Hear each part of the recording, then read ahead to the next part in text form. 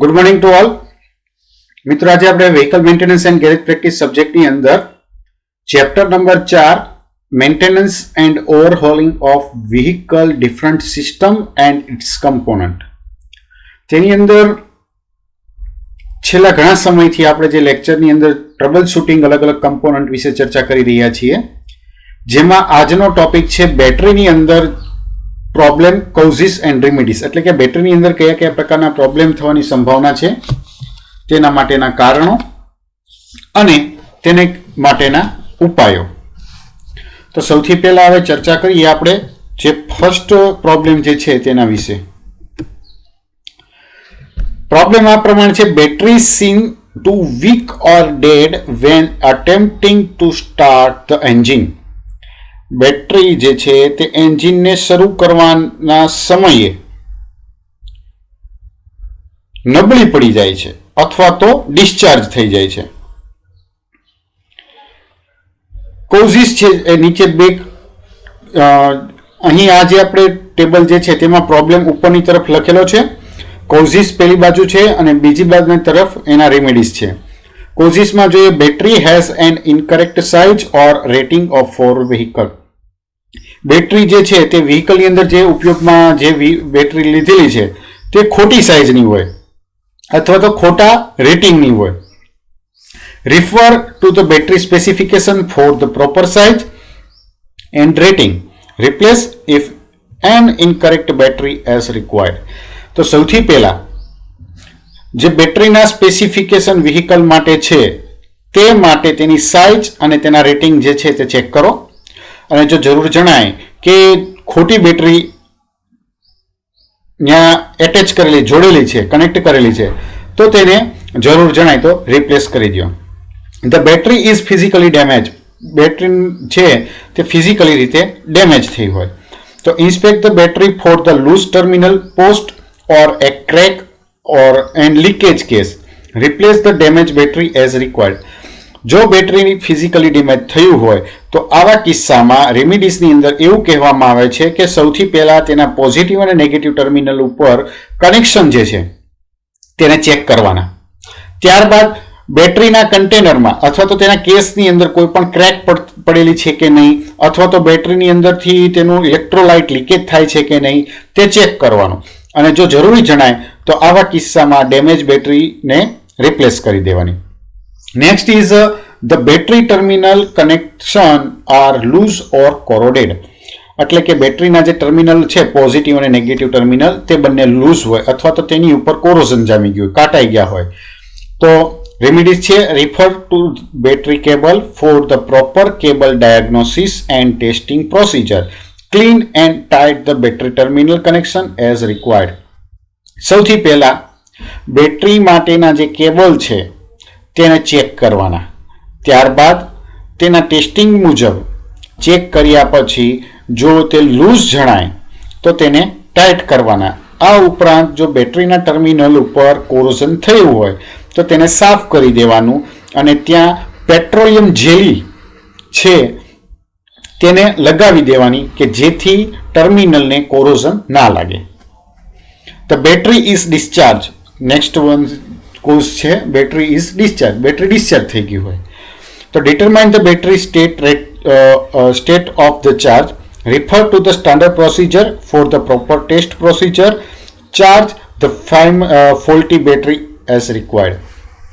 તો સૌથી પહેલા બેટરીની કન્ડિશન જે છે તે ચેક કરવાની હોય.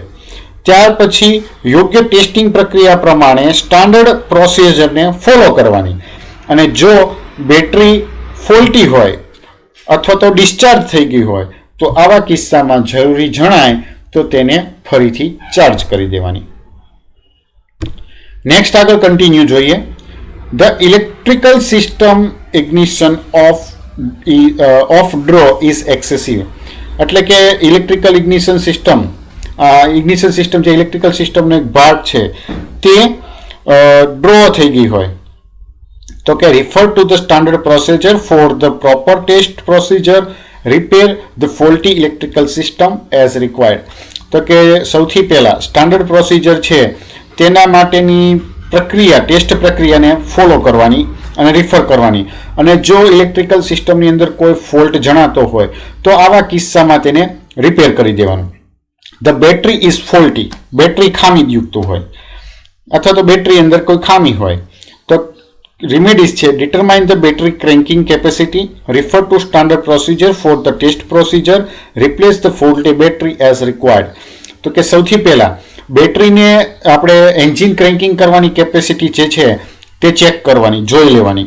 ત્યારબાદ તેને ટેસ્ટિંગ માટેની જે સ્ટાન્ડર્ડ સ્ટેપ છે તે સ્ટાન્ડર્ડ સ્ટેપને ફોલો કરવાના. અને જો આવા કિસ્સામાં બેટરી ફોલ્ટી માલુમ પડે, ફોલ્ટી જણાય તો તેને રિપ્લેસ કરી દેવાની. The starting system is faulty, એન્જિનને શરૂ કરવાની જે આપણે સ્ટાર્ટિંગ સિસ્ટમ છે તે પણ ફોલ્ટવાળી હોય તો પણ આવું બની શકે છે. તો કે determine the starting system is proper performing to specification, refer to starting system from the proper starting system diagnosis and testing procedure, repair the faulty starting system as required. એટલે સૌથી પહેલા સ્ટાર્ટિંગ સિસ્ટમના માટેના જે કોઈ પણ પરફોર્મન્સ સ્પેસિફિકેશન હોય તેને ચેક કરવાના. ત્યારબાદ જો સ્ટાર્ટિંગ સિસ્ટમની અંદર કોઈ પણ જાતની ટ્રબલ આવતી હોય તો આવા કિસ્સામાં તેના માટેના ડાયગ્નોસિસ અને ટેસ્ટિંગની સ્ટેપ જે હોય, જે પ્રોસિજર હોય તેને ફોલો કરવાની.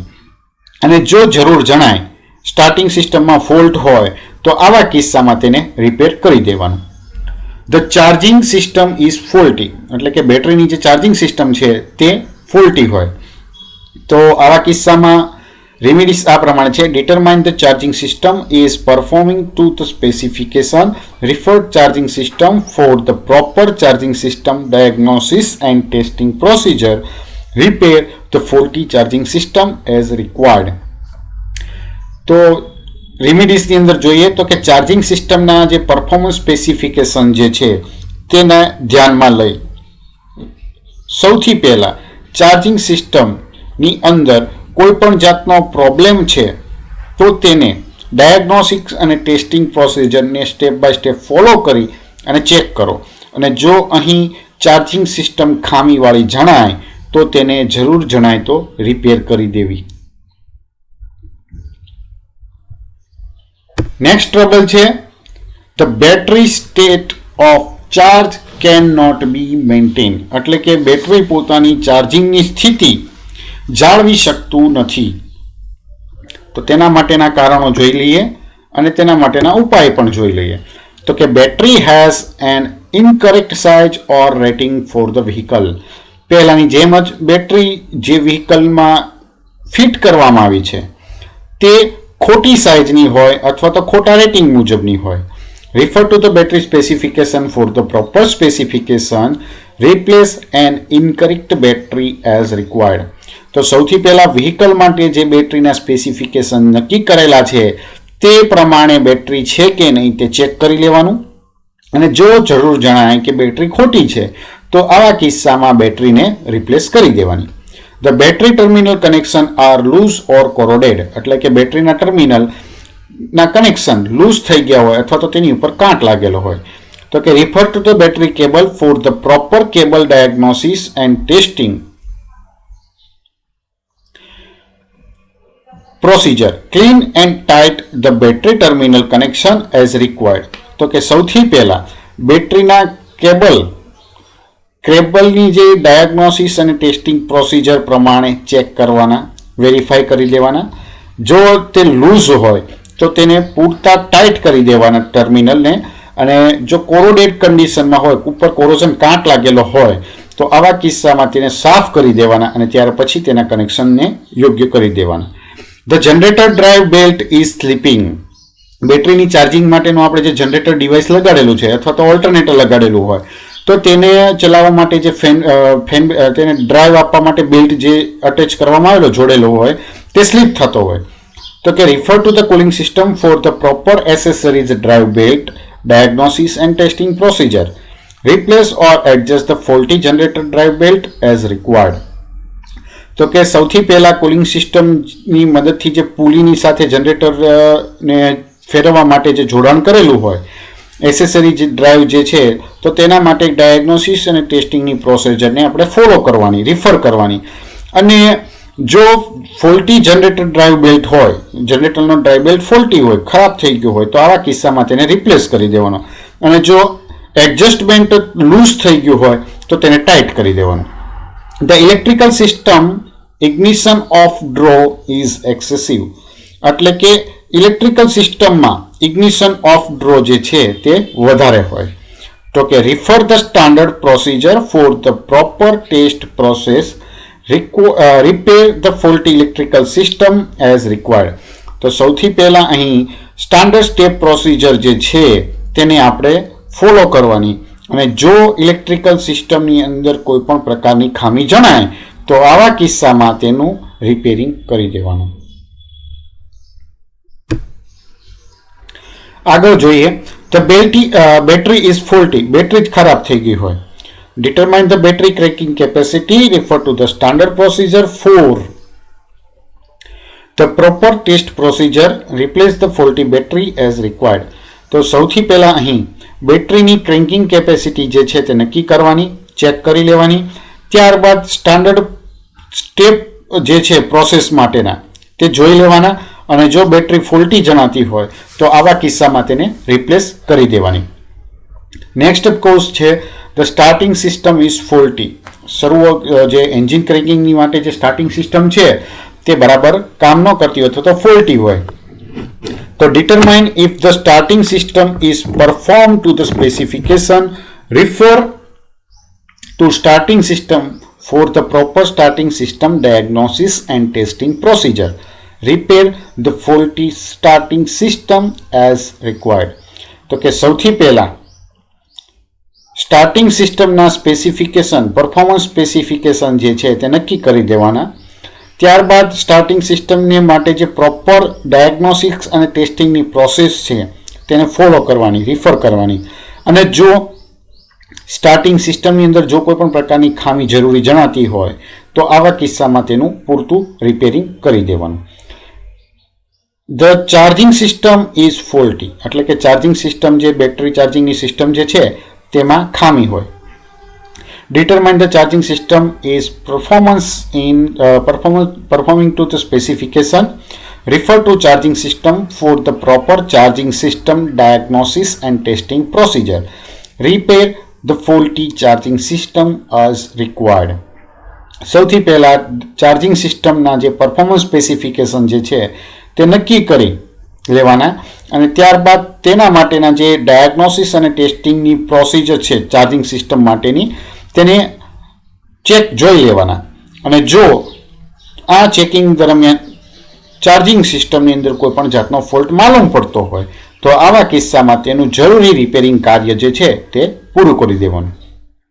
Electrical loads exceed the output of the charging system.